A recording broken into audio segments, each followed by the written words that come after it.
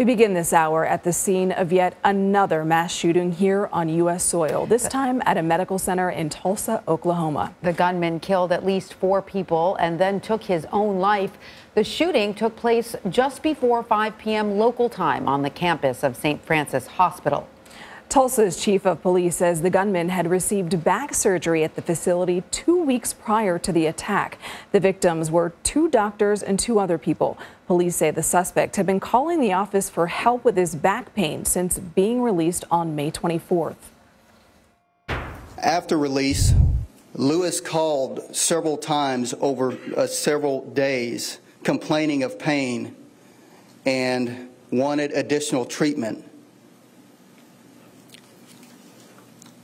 On May 31st, Dr. Phillips saw Mr. Lewis again for additional treatment.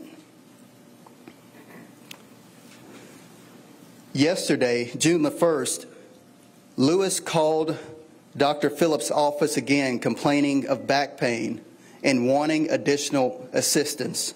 Let's bring in Jonathan Cooper from our CBS News Tulsa affiliate KOTV for more on this. Jonathan, welcome. We just heard that presser where we got a lot of new information about the shooter. How did authorities uncover the fact that the shooter sort of felt this animosity towards his doctor in terms of the pain that he had after his back surgery? Well, good afternoon from Tulsa, Oklahoma, and it is a sad afternoon here in Tulsa. A lot of people very upset about what happened yesterday.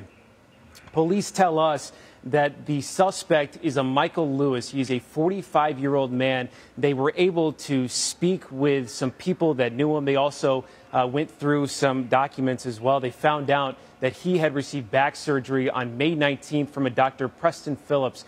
Dr. Phillips is a renowned orthopedic surgeon here in the Tulsa area. He is a Harvard graduate as well. And we're told that that suspect was upset with some back pain that he was receiving. He tried to go back to get more treatment several times, even called the hospital yesterday to see if he could get more treatment.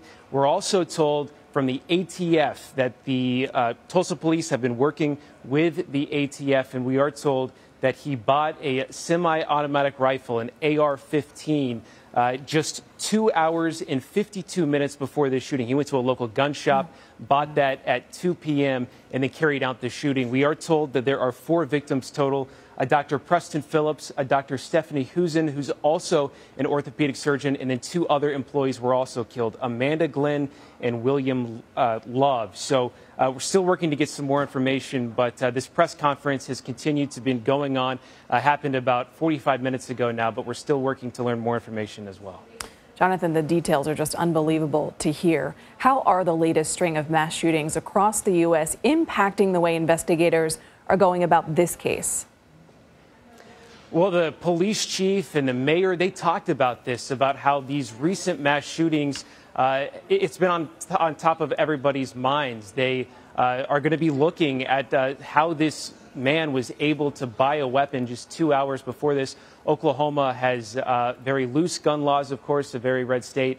And so the gun laws here are a little different than other parts of the country. But he also used a handgun as well that he purchased on May 29th. So we talked to witnesses out there at the scene yesterday as well, and they said that the shooting in Texas, the shooting in Buffalo, that was at the top of their mind. As soon as they heard shots fired, the first thing they thought of were, of course, those mass shootings that have been happening in the United States over the past couple of weeks. Jonathan, thanks for your great reporting and your time.